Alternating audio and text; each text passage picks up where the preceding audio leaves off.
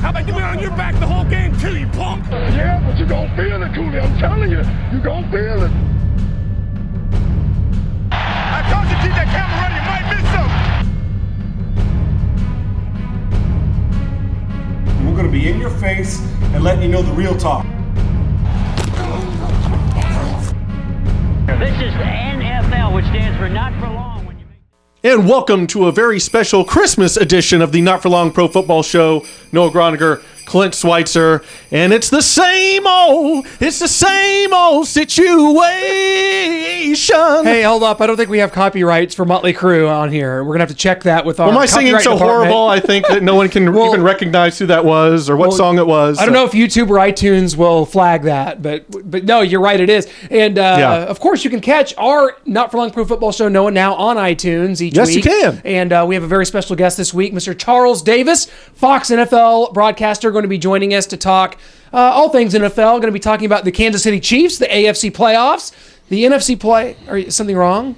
Well, just everything with the Kansas City Chiefs. We had the 2 seed sewn up. All we had to do was beat the lowly Titans at home, and we can't do it. We sit on a 14-0, 17-7 lead, and just piddle it away and end up losing at the end of the game. So that was beautiful. This was your birthday and Christmas wish was to just continue this momentum to get that 2 seed and have a chance. I mean, you just want to give yourself a chance. And this Chiefs team that has been solid under Andy Reid has not yet won the division, and it looks like they're going to be playing some catch-up.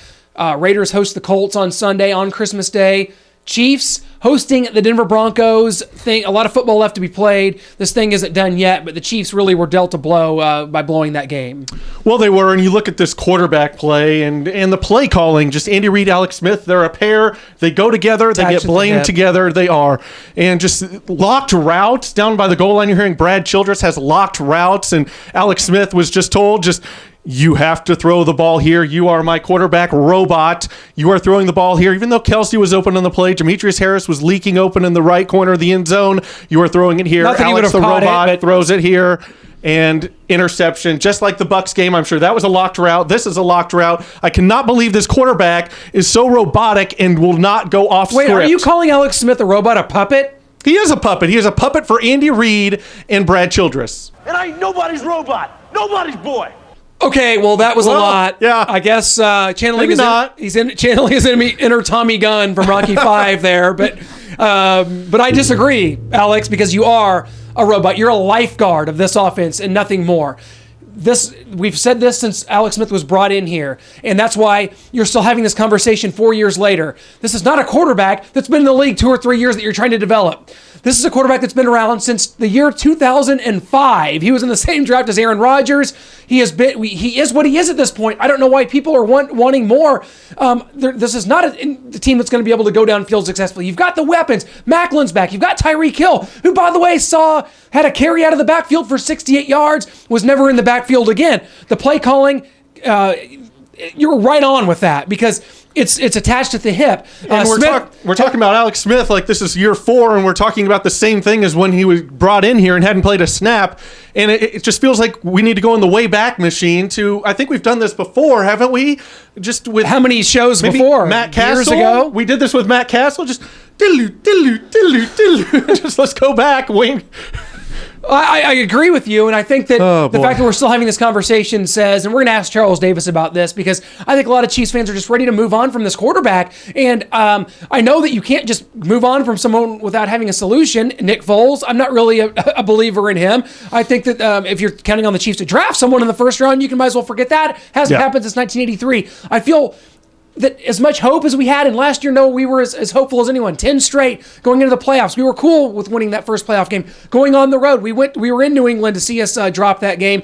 This year, you don't want to see the exact same, road map lay out in front of you again when you've got to go to the Texans or to the Titans and then go back to New England in the second round when you should have had a home playoff game and a chance to go to New England for the AFC Championship game. This is just not the road the Chiefs needed to have to get this thing done, man. Well, it looks like exactly the same as last year. We talked talked about it. I mean, it looks like it's going to be at the Texans, then at the Patriots. I mean, this thing is a disaster. You have to have... It's not a disaster, though, because you've got winning football here in Kansas City. You have a chance when you go to the playoffs 3 out of 4 years, which is going to happen. From our eyes, but from other eyes, I know what you mean, and I know what you're saying. Yeah. But you've got to find a way to take that next step. A lot of people don't believe in Andy Reid and his ability to take that next step with this team right now. And that goes to the quarterback. That goes with our defense, by the way, is ranked, I think, 24th. Top 10 in scoring defense, which is what matters. But the Chiefs are bucking trends statistically because they're in the 20s in offense, 20s in defense, not running the ball well, not throwing the ball well. Alex Smith has 12 touchdowns on the season. This team is winning by unconventional methods. It's the ultimate complementary football team. But in the end, where's this going to get you? I think we know the answer to that. We do. I mean, Alex Smith, you mentioned it. 12 touchdowns? 12? We've got 2 games left. 12 touchdowns? It's not good enough. It's just not. I'm sorry. It's not. Inexcusable. And Andy Reid, just that 3rd and 4th and goal plays where we just ran into the line. We didn't even have Tyreek Hill and Travis Kelce on the field. We have DeAnthony Thomas on that play on 2nd down and goal. I mean, he runs in. If that was Tyreek Hill, you think he has the wherewithal to score. DeAnthony Thomas doesn't, and we just get stuffed. The offensive line isn't getting any push, and just Alex Smith, just you have to move on after this season. I don't care what he does from this point forward, short of beating Tom Brady in Gillette and winning that Super Bowl. Just the play calling, like you mentioned, Tyreek Hill in the backfield for 68 yards. We never see him in the backfield again. He only gets 2 passes. He is out of the game plan. It's like during the week, Andy Reid was coming up with the game plan, came up with that genius play. We had a long time after that Thursday night football game against the Raiders to come up. Usually Andy Reid's good on a bye, and it's almost like we had another one. And it's like he came up with that one play and then was eating Cheetos and went into a just food coma, Cheetos coma, just Cheetos wiping it on his shirt. And then wakes up right before the game. I only got this one play. I ate too many Cheetos.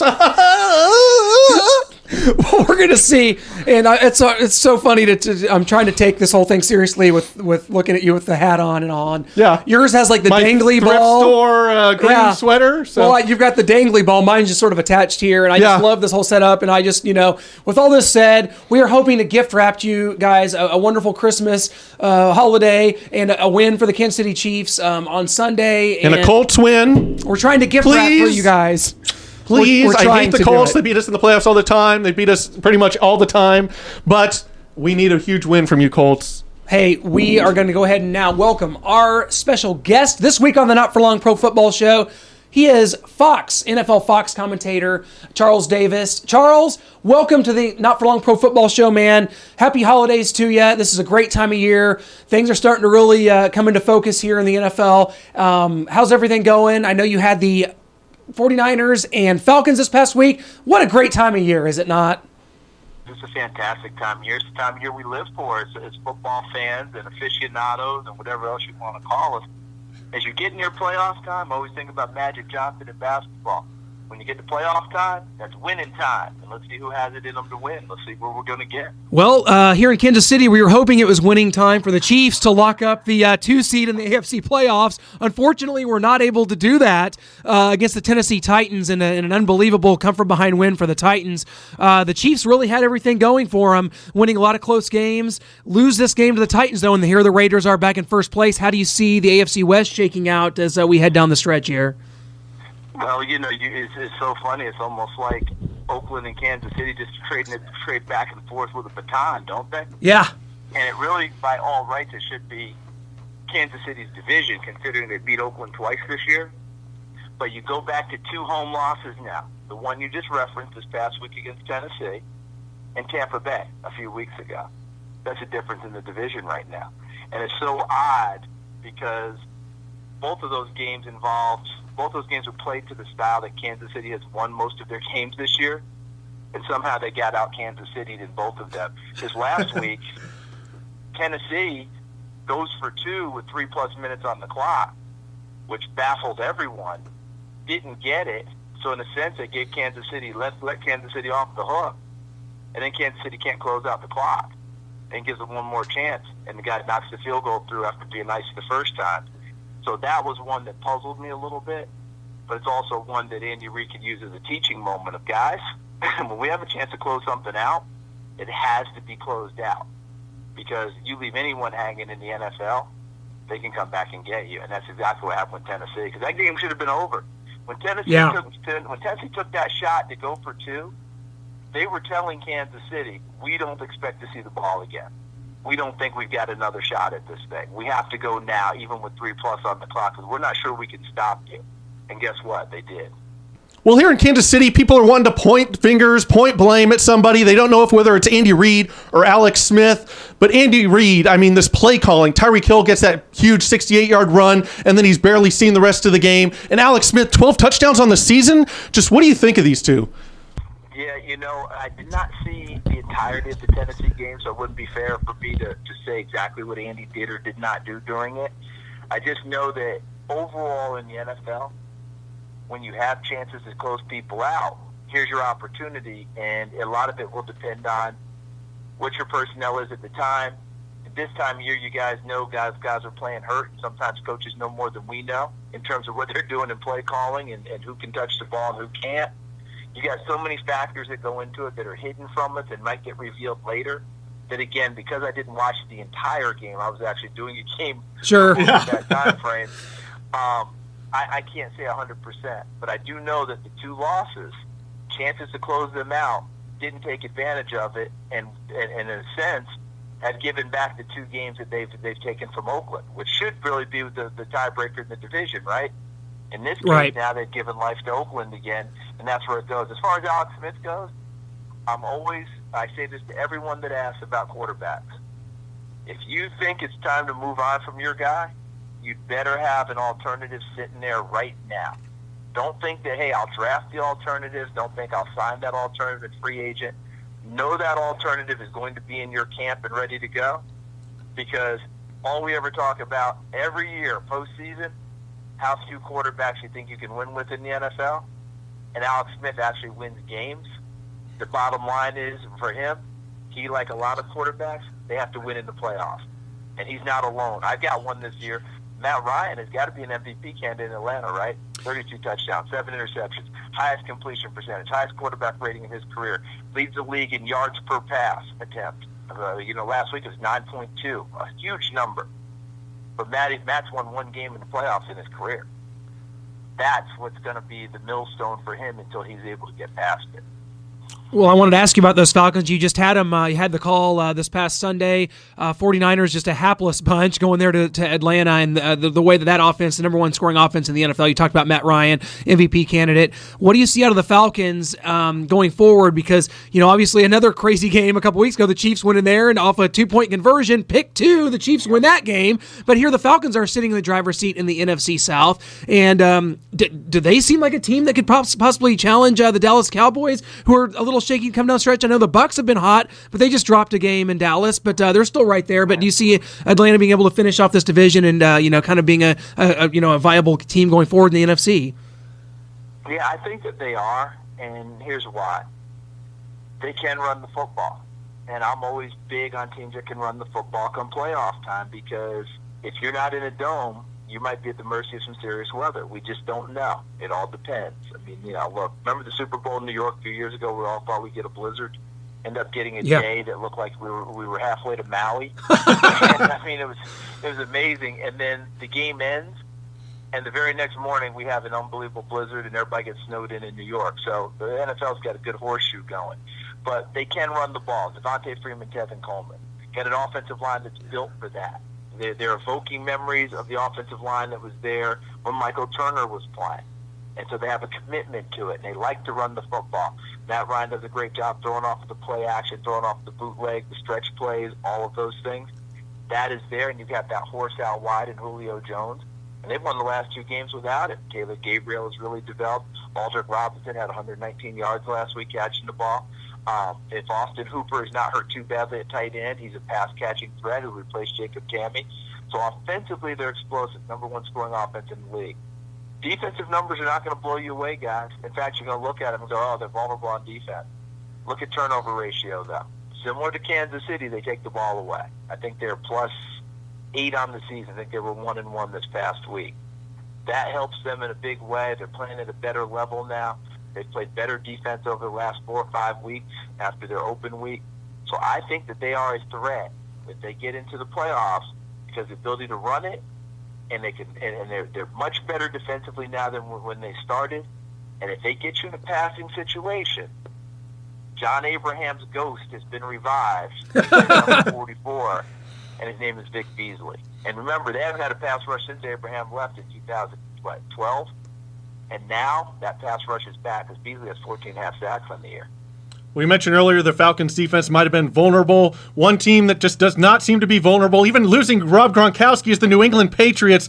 They beat the Denver Broncos, holding that offense to 3 points, and they come away with a win, even though it wasn't impressive. Tom Brady didn't have his best game. And what do you see out of this Patriots? Is this just gift wrap for them, even though the Seahawks beat them, and you look at them and they lost Gronkowski, but they just seem to keep on going? Yeah, they're the best team at making adjustments and leaning on parts of the parts of the team that can carry them the most on a given week. I just don't think anyone's better at it in the league. There are a few others that may adjust and come close and do that. I think Seattle's made that kind of adjustment this year. But all in all, when you talk about the Patriots, think about their draft picks. How many of them do we sit there and go, wow, that was an incredible draft pick? I mean, for the most part, I don't think they're the best drafting team that I've ever seen. They do a terrific job of accumulating picks and turning it into something else. But I think they do a fantastic job of developing players. I really do. I think they coach them, develop them, figure out what they do best, emphasize that, and minimize what they don't do well. So Gronk goes out. Okay, well, we'll just lean on Martellus Bennett as our tight end. We'll bring back Dion Lewis. He can do things in the backfield. But Garrett Blunt's shoulders have gotten bigger and stronger. And he's carrying the football like a number one back can do it. Tom Brady's playing awfully well, and the defense just finds ways to make plays. They just do it. And then a lot of times they're almost like that old Miami Dolphins defense in the mid-'70s. Remember the no-name defense? Yeah. You didn't really know the stars, but year in and year out, they were really, really good. And I think that's kind of what New England's like. I mean, I just never worry about what they lose because they figure a way to shore it up or shift the emphasis and play that way. And guys, no one wanted a game more this past week than New England did in Denver. They're tired of losing in Denver. The AFC Championship game galled them when Brady got hit 20-plus times in that ball game. And no one wanted a game more than New England did. They didn't care about it being artistic. They just wanted to go in there and win it, and they got it done. Well, speaking about Denver, I mean, people thought there was no way they could have worse quarterback play this season than they did last season, but it appears that they have. Peyton Manning just had that thing. He could get everyone lined up, and just the mental game was strong for him that Trevor Siemian doesn't have. So do you think it's inevitable that Tony Romo ends up in Denver next season? I don't think it's inevitable because they're going to have to make a decision on what they did. Remember, they moved up in the draft to draft Paxton Lynch out of Memphis State. So if that's the guy that you're grooming all the way through, do you give up on him after 1 year in the NFL, even though Siemian played the bulk of this year? Or do you treat it like the redshirt year that the Eagles wanted to give Carson Wentz, but the Rams essentially gave Jared Goff until, week 12? So I don't know that they necessarily say, you know something? Go get Tony Romo. Because if that's the case, that means, to me, that would signal we don't think Lynch is close to being ready yet. Because I think that's the next move for them. Because they've got to decide what kind of plays they're going to get downfield. Siemian has been a tough, hard-nosed, smart, overachieving kid, but maybe he can only take you to a certain level. Paxton Lynch is supposed to represent the ability to take you to the next level. What do they feel about him? And that's where we'll find out. If they make a move for Romo, that triggers to me what they feel about Paxton Lynch.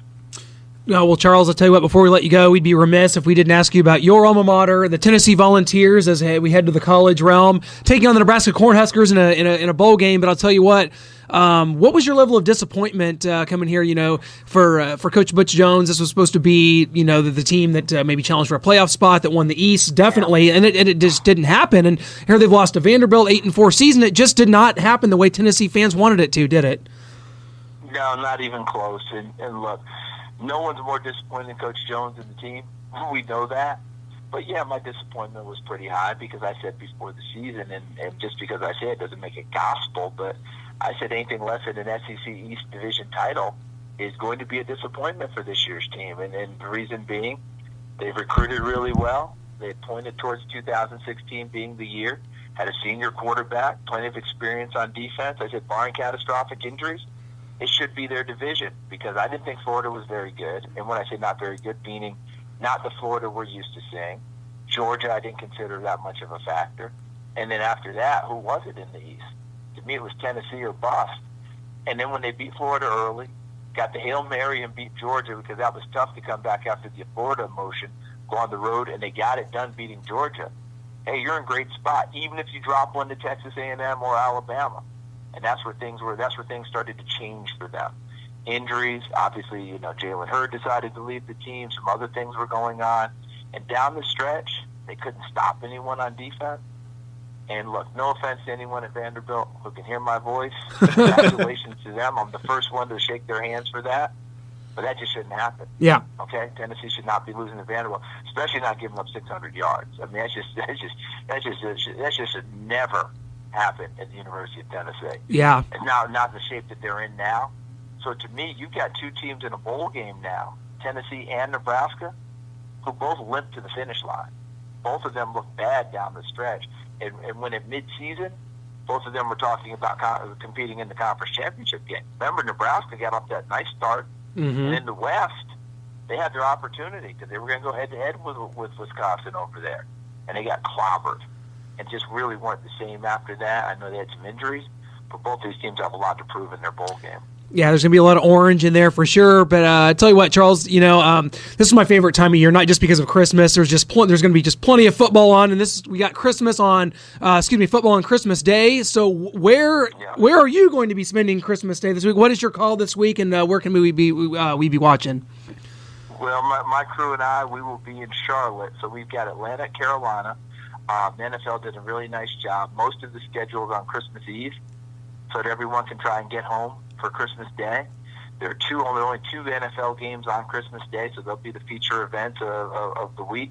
But the rest of us, we're going to do our games, and everybody's going to hightail it to the airport and keep our fingers crossed that we're all flying on time and have a chance to get home for Christmas Eve. And if things go right, I'll come home Christmas Eve night and be home with my crew and my friends on Christmas Day. So I hope everyone's able to do the same. Well, absolutely, Charles. We're definitely going to be watching certainly this weekend, and just really hope you guys are able to make it back. You think about the life of a broadcaster, and I mean, you guys are just always on the road, always. And this time of year, it really comes into focus because you're like, when Christmas falls this time of year, you're like, hey, it just makes it difficult for you guys that are always on the road anyway. But we hope you guys have a wonderful call, have a wonderful holiday, Charles. And we cannot thank you enough for joining us today, talking some NFL and some college football today, man. So thanks for having me, and listen, happy holidays, Merry Christmas, Happy Hanukkah to everyone out there who can hear our voices, to you guys, yes, to your families, everyone be safe in your travels. And the truth of the matter is, as broadcasters, as players, as whatever we're involved with, we really wouldn't have it any other way. We're fortunate enough to do what we do, and if we're working on a holiday and what have you, our families adjust because they get it. And we all just, make do that way. Sure. To me, it's not the major hardship we could make it out to be. Like a lot of my friends would say, hey, cry me a river. You want to come over and do what I do for my job? So there you go. Hey, well said, Charles. Thanks so much, and we'll catch up soon, my man. Sounds great. You guys take care. Enjoyed it. Thanks a lot. Merry You Christmas. too. Safe travels. All right, bye-bye. And a huge thanks to Charles Davis for coming on. I mean, he believes in this Falcons team. This Falcons defense is not vulnerable like it was early in the season. And for the Chiefs, what do you have for me if you're going to get rid of Alex Smith after this year? Is it going to be Foles? Is it going to be you're going to draft a guy and just go with him? Just if you're going to make an aggressive move to move up, you have to have an answer if you want to get rid of Alex Smith. Maybe that's the right way to approach it. I don't know. I feel stuck with the Kansas City Chiefs. I feel so stuck because we've been so solid. We've won, such a large percentage of games under Coach Andy Reid, and it's been winning football in Kansas City. Yeah, it's like if you want to get rid of Andy Reid, you just can't take the play calling. You want to get rid of Alex Smith. You want something better. You're like, this isn't going to work, but you're having winning football. You're getting into the playoffs, so maybe you could luck into it. But if you get rid of them and you pick up a Doug Marrone or somebody and you go 6-10 and 2-14, I mean, is that what you want? But I do. But I don't want that. But I mean, I want to take the chance at it. I want to take the chance at hitting gold because this is not gold. This is just getting by. Well, hey, I tell you what. Let's calm down a second. Let's just have a candy cane. It's the holiday season. I'm gonna unwrap this, and I tell you what, because regardless of what we think, it's time for our favorite segment every week here on the Not For Long Pro Football Show, and that is Sean's Smack Unfiltered. We have our good friend, Sean Salisbury. Sean, Merry Christmas to you. So great to have had you on this entire football season. We're ready to go forward with this thing. What do you have for us this week? Sean Smack Unfiltered. Let's hear it, my man. All right, guys. Hey, happy holidays. Merry Christmas. and a great celebration to all our video, and thanks guys, our final video at least before Christmas, not for the season. Now one thing, we talk about X's and O's a lot on this show, and I sure appreciate knowing Clint and what you guys do. But while we wish everybody well-being and health and happiness during the holiday season, and to make sure that you take care of somebody a little less fortunate than you. And that's not my message for this whole video. It's just to remember, we don't know what somebody's rock bottom looks like, and whatever their rock bottom is, we may not know what it is, so be kind this holiday season. I know we all have passion and opinion. When it comes to others, everybody's got a story. So don't forget that during the holiday season, and share some love. There's enough wrong going on in the world. Share some love to that person on the side of the street who may need a jacket. Now, so happy holidays and Merry Christmas. Now, as we switch to something that wasn't very kind and wasn't really holiday-ish, is the Jacksonville Jaguars. Now, why would I spend time talking about them? I don't know, because they're really insignificant as a football team.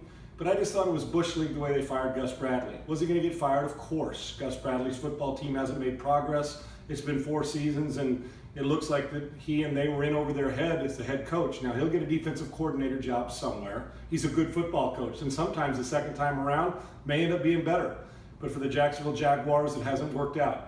But for you to fire him on emotion, knowing that you could have either waited 2 games or even at least waited till you got off the plane back home away from the players, instead of firing him right after the game, and then he gets on the plane and has to ride back with his teammates without being able to address them the way he should be when he gets fired.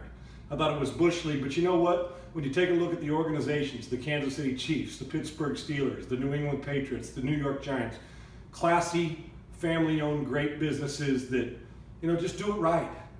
That you can fire somebody just as right as you can hire somebody. While it's not the same feeling for the person, you can hire somebody in class, but you can also get rid of them with some class and some style and some grace. And it doesn't hurt at this holiday season. You could have waited till you got back to Jacksonville and done it right. You could have fired Gus Bradley back then and let the man have some dignity instead of having to hop on the plane with the rest of the team. So as I close this video out, does it surprise you that some teams struggle? See, because organizations from the top down, when the top of the organization doesn't seem to do things right, it's no wonder the Jacksonville Jaguars are exactly where they are, and that's at the bottom. Once again, happy holidays, Merry Christmas. Have a safe one, a good one. We'll talk to you next week. Clint, Noah, same to you guys. Always appreciate it. Back to you. And go Chiefs. Have a good one. I'll tell you what, and thank you, Sean, for that. Sean Smeck, Unfiltered, my favorite segment every week. Thanks to him for doing that. Happy holidays to Sean.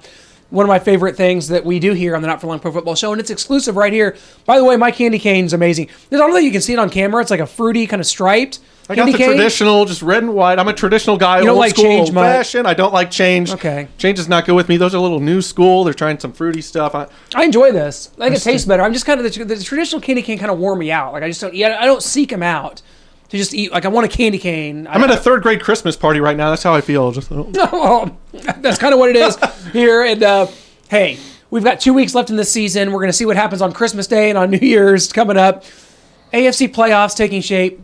The New England Patriots are going to have the 1 seed. We talked to Charles Davis about how unstoppable the Patriots seem to be, and no matter who you plug in, the next man up philosophy. We know what the Patriots developing are. Players, even though you look around, it's like they don't have a lot of great draft picks, but they're just great at developing players. So. And Oakland, where do you see the Raiders at in this?